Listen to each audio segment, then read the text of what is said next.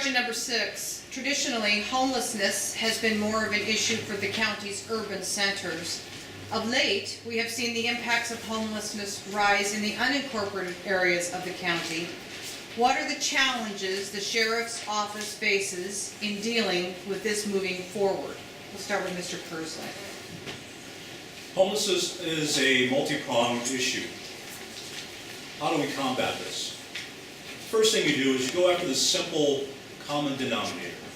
You find those people who are homeless because of circumstance. We're talking people who, for whatever reason, lost their home. You identify them. You find the resources to help them get back on their feet. Once we remove them out of that situation, we take them out of the problem. We know where they are now. We've got them identified, we've got them housed, even if it's in what they're trying to develop now, sanctuary housing for the homeless. We get them out, we get them on the road to recovery, whether it be through different programs that are out there, different social services. I want them off the street first. Those are the people with families living in their cars. Those are people that are the working homeless. Once again, they're homeless because of circumstances beyond their control. Let's take care of them first. Then we go after the ones that are homeless because they want to be. Those are going to be the ones that we really need to spend time on because there's so many root causes: mental illness, drug abuse, and just they like being on their own. We need to work with that group, spend more time with that group so we can start getting those people the help that they need as far as drug rehabilitation. Get them off the drugs, get them off the street. Mental illness. Mental illness is huge. And a lot of our homeless population does have some mental illness problems that need to be dealt with, whether they are organic or caused by drug use. We need to identify them. We need to separate them out, get them into facilities, if we have facilities, or programs to treat them. Once they're off the street, I think we can actually work on thinning out the homeless program, population within the county without pushing them back out into the other jurisdictions.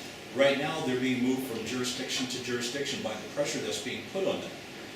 Also, by people trying to enforce the sleeping bans and what have you within the city jurisdictions, they're pushing them out to the county.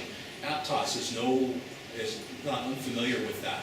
As you see more and more, that means somewhere somebody's pushing, and they wind up in a place where there is less push until they start getting pushed and they'll move someplace else. They're still within the county, they're still the county's problem. We need to address them and start at the simplest fix first and work our way through the more complex. Thank you, Mr. Hart.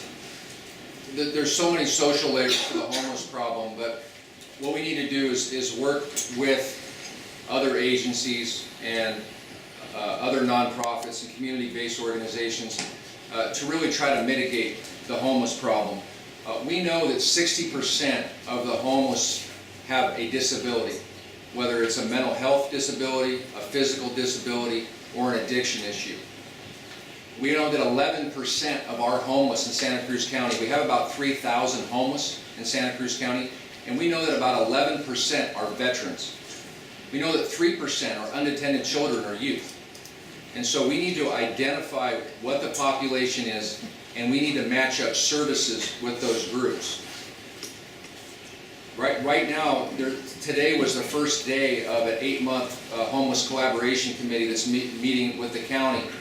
And we're looking at all the various groups that can help, and we're looking at what are the drivers of homelessness. But we need to work collaboratively with the treatment community, with the mental health community, with the Veterans Administration,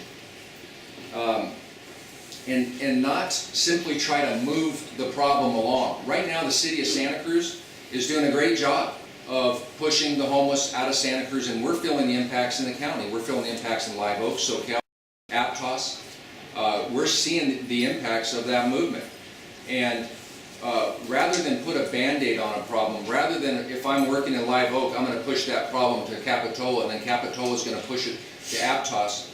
I think as a community and as the lead agency or lead law enforcement agency in the county, we need to work together and not put a Band-Aid on it, not say this isn't going to happen in my backyard and push it over to Capitola or push it over to Santa Cruz.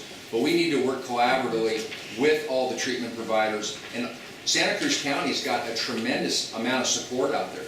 And if we can all work together to really analyze this problem and work on it, I don't know if we're ever going to end it, but I definitely think that we can make a huge impact on the homeless in Santa Cruz County.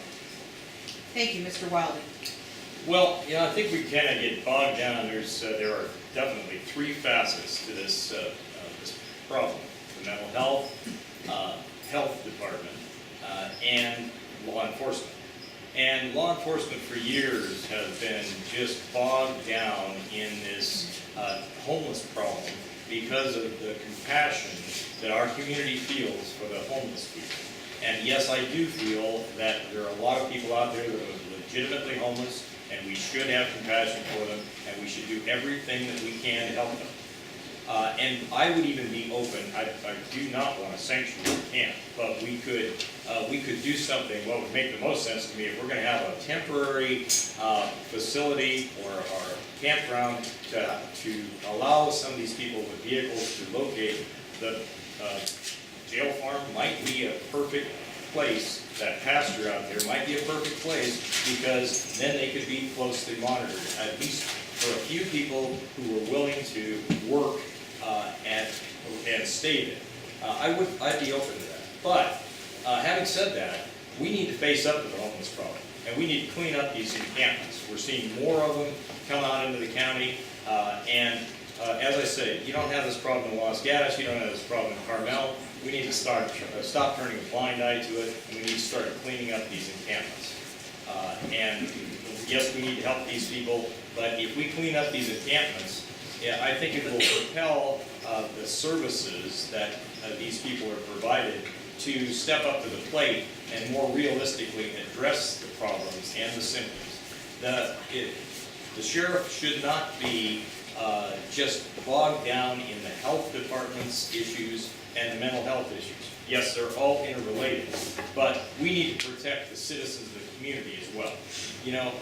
It's fine to have compassion for people that are transients, but a lot of them are drug users, and we need to have them have some responsibility in this community as well.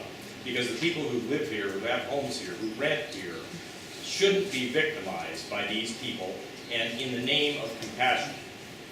We should have compassion for the citizens of the community as well. So, as sheriff, I'm going to look at both sides of that issue, and I'm going to step up to the plate as a law enforcement official, and I'm going to start cleaning up these homeless encampments and compelling the services, mental health services, and these or different community organizations to start actually doing the job that they're supposed to be doing. Thank you.